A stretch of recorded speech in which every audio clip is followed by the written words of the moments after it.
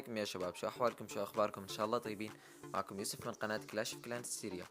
بهذا الفيديو حاب أتكلم عن استراتيجيات رح توصلك للساحة 6 وأعلى. طبعا رح فرجيكم الجيش. أول جيش رح فرجيكم إياه خاص بالساحة ليفل 4 وليفل 5، يعني كيف تقدر توصل عليهم وتطلع فوق هدول الساحات. طبعا أول ساحة هي الساحة ليفل 4. نفس هذا الجيش بس تستخدم بدل الساحر، تستخدم بطاقة الساحرة. بتعمل الساحرة بتحطها بدل الساحر وبتلعب بالجيش بهذا الجيش. هذا الجيش أنا قدرت أوصل فيه من الساحة من الساحة ليفل 4 للساحة ليفل 6 قدرت أوصل فيه. الجيش هذا بستخدمه أنا من فترة طويلة، وأصحاب الساحة ليفل 5 رح يستخدموا هذا الجيش بدل الساحر، بيستخدم الساحر. وطبعا هذا الجيش يقدر يوصلك على الساحة ليفل 6 بكل سهولة. بس الجيش يعني بيحتاج صبر. يعني مثلا مو انك تحاول بهذا الجيش انه خسرت من اول مرة خلاص تفقد الامل وتقول جيش خلاص خايس وما بيزبط. انت لازم تحاول، يعني يمكن ما يزبط معك اول مرة، جرب حظك يمكن يرجع يزبط معك مرة تانية وثالثة.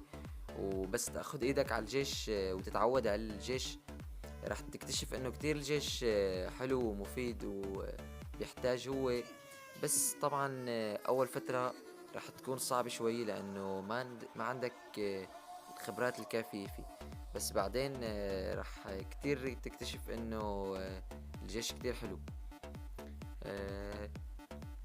راح فرجيكم واحدة من الهجمات بهذا الجيش. وين كانت؟ وين هي؟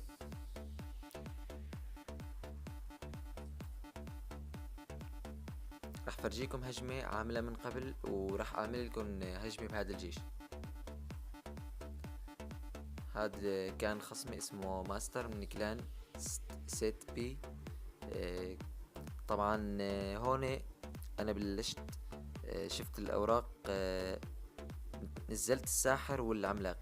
يعني هاد اهم عنصرين بالجيش، انك تنزل ساحر وعملاق. بس ما استفدت شي، نزل لي البيكا العملاق. ولما نزل لي البيكا العملاق انا قلت واو شو هذا، روحني من اول لعبة. ومثل ما شوفوا التنين كان فايت معه، انا ما عرفت هون طلعت قلت مستحيل كيف بدي اتخلص مني. ضربت الفاير بول على اساس اني شيل التنين، ونزلت سكيلتون ارمي على اساس شيل البيكا، ونزل لي الساحر ورا. واو، يعني جيشه كتير كان حلو. بعدين الفالكري وظيفتها انه تتخلص من الجيش الصغير والجيش السريع مثل الساحر او الساحرة. والفالكري قضت عليهم، نزل لي الدبين حشد المينيون، قضى لي على الارشر، نزلت له الساحر دول المينيون. بعدين انطرت العملاق حتى يجهز حتى نزله. لحد هلق النتيجة كانت لإلي. طبعا هون الساحر كان عم يحاول يتحش قدام العملاق، كان راح فيها. طبعا لازم اجباري يكون الساحر ورا العملاق. هون نزل لي الحرامية الصغار قتلوا الساحر لانه كان في تسلا، لو ما كان في تسلا كان قضى عليهم بسهولة. هون انا شفت الالكسر عنده عم يخلص، نزلت له الفارس على اساس يضرب له كم ضربة، وفعلا قدر يروح كم هائل من دم البرج. بعدين هون احترت شو بدي اضرب على الساحر، نزلت له بعدين الفاير بول، نزلت له المينيون. كان بدي نزل الفاير بول لانه فيني اقضي عليه، بس نزلت المينيون منشان اخذ لي كم ضربة بالبرج، وفعلا قدرت دمره بالمينيون. نزل لي هون البيكا العملاق، انا ضربت ضربة على البرج وعلى البيكا، يعني بستفاد من شغلتين. هي الشغلة فيكم تستفادوا منها. حاولت نزل دمر هذا الوحش. يعني شوفوا هالجيش يعني كيف رح اقدر اتخلص منه. يعني ضربت هذا الصاروخ الكبير على امل اني روح له شوية من جيشه. بعدين نزل لي الساحر والبيكا. هذه الاستراتيجية كتير كتير كتير رائعة وانا بستخدمها. بعدين نزلت شي لهي الساحر، واو، رجع نزل لي واحد تاني. يعني من وين عم يجيب الاكسير؟ يعني اكسيره ما عم ينتهي. هي انا تخلصت له من واحد من الابراج، وكنت عم حاول اخد الثلاثة. بعدين شوفوا نزل لي البيكا وساحر. استراتيجية هي كتير حلوة. هون كان خلصان الوقت وما قدر يوصل. صح كان معه بيكا وساحر بس ما قدر يوصل للبرج ابدا. مثل ما تشوفوا رح نعمل مثلا هجمة لايف حتى نفرجيكم قوة هذا الجيش. هاد خصمي من ليفل 7 اسمه كينج ابري. رح نبدأ الاستراتيجية مثل العادة عملاق وساحر. شوف شو رح نزل من هذيك الجهة كتير منيح. اوه نزل حشد المينيوم، مفكر انه رح يفجر الجيش، هو ما قدر يعمل شي لانه ساحر قوي.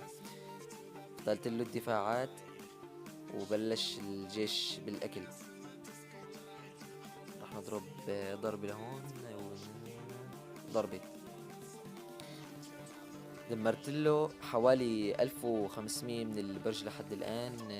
راح أفكر نزل له. هون فيك أنت تستخدم استراتيجية اسمها الفالكري والبرنس. واو واو قضى عليني. واو كيف بدي أتخلص منه. قدر الحمد لله السكيلتون ارمي دافع منيح. واو الفالكري عم اشتغلت شغل كتير حلو. اكيد بيكون هلا هو مصدوم من هذا الشيء. روحت له حوالي 10 اليكسر. رح نرجع لنفس الاستراتيجية عملاق وساحر. نزل لي الفالكيري على اساس انه يضرب العملاق. اوه بسرعة بسرعة بسرعة بسرعة. لا ما زبطت. يا رب ناخدها يا رب ناخدها يا رب يكون خلصان الاليكسر تبعه. نزل لي الارشر ما قدرت. ضل 200 من دم البرج. رح نزل له البرنس. يلا يا برنس. ما لنا حظ. نزل لي السكيلتون. واو نزل كمان البربر. واو اذا نزل الساحر وراهم مصيبة. نزل فالكري. رح حاول اتخلص شوي من الجيش على الاقل. قدرنا نتخلص من هدول لحد الان. الفالكري عم تمشي بس ما رح تلحق تضرب ضربة وحدة بس. نرجع مننزل عملاق وساحر. رح احاول اخذ هذا البرج لحد هلا وبعدين ناخذ البرج الثاني. رح نضرب له ضربة لهون. فيكن تعتبروا هلا انه النصر صار من حلفنا لحد الان. هو ما ضرب يمكن ضربتين او ضربة على البرج. هون اعطيته الامل بالدخول بس ما بيعرف شو ناطره هو. نزلت له سكيلتون ارمي. رح نزل له الساحر هون. الساحر رح يشتغل شغله معه.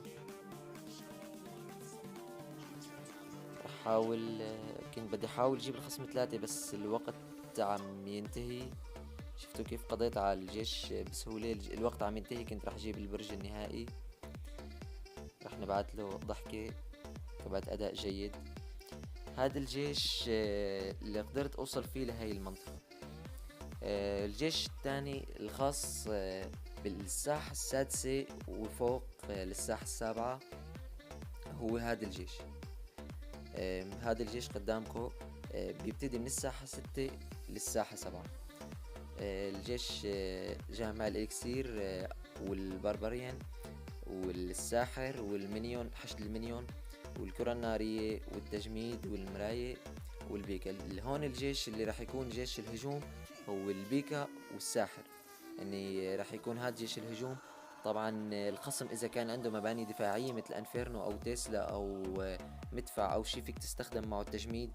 يعني بس يكونوا معك هدول 3 بطاقات ضامنهم على الاكيد يكونوا معك من تحت. فيك تستخدم تنزل اول شي البيكا بس لا تنزل البيكا. يعني اذا صار معك 7 اليكسر تنزل البيكا فورا. ما بصير هيك لانه يمكن ينزل لك هو على الجهة الثانية شيء تاني. انت بتكون عم تجمع اليكسر ما عاد فيك تسوي شي. ما عاد فيك تنزل بقى شي تدافع عنه. لهيك هو بيقدر هيك يكسب لك برج. لهيك بس يكون معك 10 اليكسر بتنزل البيكا من ورا. بتنزله بالزاوية من تحت وبتنزل وراه الساحر وبتنزل بعد منه التجميد اذا كان بس يوصل الجيش على المبنى الدفاعي. وطبعا هون البربر فيك تستخدمه دفاعي او هجومي. وهون الكرة النارية خاصة بالمينيون او البربر فيك تضرب فيها. طبعا الجامع الاكسير فيك تنزله براحتك، مثلا اذا حابب انك توفر وقت لانك منتصر مثلا تنزل جامع الاكسير، او حابب انك تستخدمها لتجيب اكسير زيادة. بس انا والله ما كتير حبيتها لهادي. رح فرجيكو هجوم بهذا الجيش.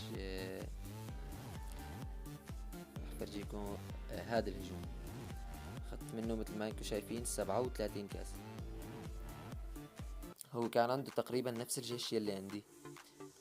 هو ليفل 6 اسمه دوني يمكن من كلان اليسيوس توب، من كلان التوب. طبعا هون راح ابتدي. كنت ناطره حتى يهجم ولجمع عشرة اليكسر مثل ما قلت لكم. طبعا نزل الهوج اكيد راح انزله. كنت راح نزله البربر، بس بعدين انه فكرت نزل البيكا مشان فرد مرة بنزل البيكا ومعه الساحر صايرة. وطبعا الهوج ما في يضرب البيكا، لهيك كان فرصة حظ الي هون. طبعا هون كان راح يبكي هو لما نزلت له التجميد، مثل ما قلت لكم التجميد دفاعي. هون ليكو شو كنتوا شايفين نزلت له تجميد مرة تانية من المراية اللي كانت معي، مراية الانعكاس. هون المسكتير كانت جاي، انا كنت مجهز للبربريان. نزلت البربريان على المسكتير مشان ما تضرب ولا ضربة للبرج. فاتوا البربريان لجوا مثل ما انكم شايفين لهلا. نزلت انا جامعة اكسير مرة تانية مشان فيني جمع اكسير مشان هجوم تاني. نزلت له حشد المليون مشان اخذ عليها. هو صاحب الهجوم ما كان عنده، انا ما انتبهت لو عنده اسهم كان ضربها. رحت نزلت له انا التجميد مشان بتعرفوا حشد المنيون. جبابرة من الجبابرة بنصح فيهم كتير وبنصح كتير بتطويرهم، لانه كتير مفيدين وبيدمروا كتير بنسبة عالية كبيرة. يعني فيك تستخدمها مثلا دفاعي او هجومي. هون حبيت اني اخذ البرج. فكرت بالهجوم وكان غلط كتير كبير، لانه خليته ياخد هون خليته ياخد نجمة. كان غلط كتير كبير اني عملت معه هاد الشي. بعدين نزل هو البيكا العملاق، ونزل هون الفالكيرا. نزلت البيكا كمان من عندي. حط لي بعت لي صورة انه بيكا من عندي وبيكا من عنده. انا نزلت له بالمراية بيكا تاني هون. خليته يبكي. هو اكيد انجلط انه بيكتين، وبعدين نزلت التجميد مشان اتخلص من البيكا مشان ما يضرب ولا شي من عندي. هون انا اخذت برج. بعدين ما لحقت اتخلص من بيكا، نزل لي بيكا تاني شفته بيكتين وساحر. يعني تخيلوا هالاستراتيجية قديش حلوة. بعدين كنت عم فكر نزل بيكا تالت لانه كان معي سعره، بس فكرت دفاعي لانه فكرت دافع اكتر، لانه ليكو كان راح ياخد البرج هو. بعدين مثل ما انكم شايفين كنت رح جيبه 3 نجوم، بس ما لي حظ خلص الوقت. مثل هاي الاستراتيجية قدامكم كتير حلوة يا شباب. عن جد بنصحكم تجربتها، لانه رح توصلكم على الساحة 6 و7. رح توصلكم لكتير مراحل وكتير حلوة. اليوم كنت عم بلعب ضد خصم طبعا كان اضعف من ليفلي بليفلين يمكن. بستغرب كيف طلع لي الصندوق العملاق، انه كان هو يمكن ليفل 5 وانا قدرت امسحه بسرعة. حتى وقت انتهيت من اللعبة يعني مدري كيف عطوني الصندوق العملاق. يعني صاير عم حس انه مثلا في يوتيوبري بيتكلموا انه والله الصندوق العملاق او الصندوق السحري او الصندوق العملاق الماجيك، يعني بيقولوا انه عم يجي من وراء انه هجوم صعب مع خصم اقوى منك. بس انا اكتشفت انه بحس انه الشركة انه توزيع على هذه الصناديق، يعني توزيع الصناديق بيكون بشكل عشوائي وبشكل نسبي. يعني مثلا يوم من الايام بيعملوا لي توزيع مثلا صناديق العملاقة وبيوزعوها بشكل عشوائي لاكثر من حدا. ومثلا يوم للماجيك يوم للخارق وهيك. بقى هذا هو الفيديو يا شباب، ان شاء الله يكون عجبكم. طبعا آسف، كان بودي اني اعمل هجوم لايف بهذا الجيش، بس الوقت صار طويل كتير. وطبعا حابب قلكم بنهاية الفيديو على شيء كتير مهم يا شباب. يعني اول شيء شكرا جدا جدا جدا لكل واحد عم يعمل لايك وتعليق عم يحط سبسكرايب للقناة. شكرا شكرا شكرا جدا. يعني انا بشكره كتير لهاد يلي عم يتفاعل معي ويلي عم يعطيني دعم لحتى انا استمر بقناتي. يعني يا شباب مستحيل نزل مثلا مقاطع فيديو اذا ما كان في شيء يدعمني ويخليني واصل. وطبعا شكرا شكرا للي ما يحط لي ديسلايك، لانه الديسلايك مو معناه انه والله فيديو فاشل او شيء. بالعكس انا بالنسبة لي بعتبر انه الديسلايك بمثابة انه مثلا في نقص بالفيديو انا بحاول اني اعوض عنه بطريقة تانية، انه بحاول بالفيديو التاني يكون معوض هذا النقص. وطبعا بتمنى من اللي عم يحطوا ديسلايك يكتبوا لي بالتعليقات انه وين كان الغلط بالفيديو مشان انا اقدر صلحه بالفيديو التاني وما يكون هذا النقص موجود باكتر من فيديو. وفي شغلة تانية يا شباب حابب اتكلم عليها، انه مثلا انا من فترة كنت عم بنشر مقاطع فيديو لكلاش اوف كلانس، لقيت التفاعل كتير كتير كتير ضعيف. لهيك يا شباب ونشرت انا فيديو من فترة على كلاش رويال يعني جاب مشاهدة قد 20 مقطع فيديو لكلاش اوف كلانس.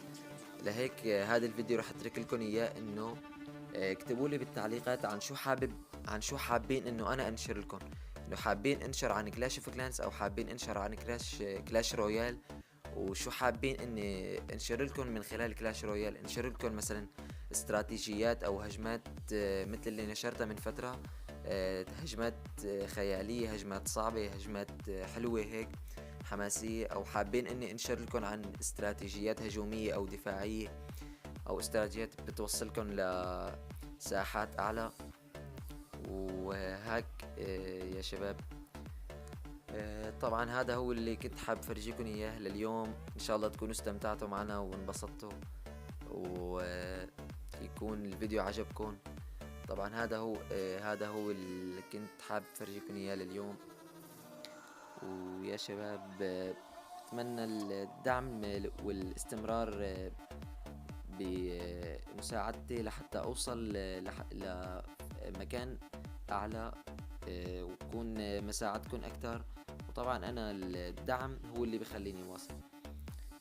طبعا يا شباب رح اترك لكم شيء اخير اللي هو اخر شيء رح اتحدث عنه. يلي عنده جيش مثلا يكون قوي وحابب اني استخدمه او جربه، يكتب لي بالتعليقات شو نوع الجيش اللي اذا كان هو مجربه وضامنه، مثلا وشو نوع الساحة اللي بيستخدمه فيها وشو ليفله هو، ويكتب لي الجيش كيف عم يكون معه.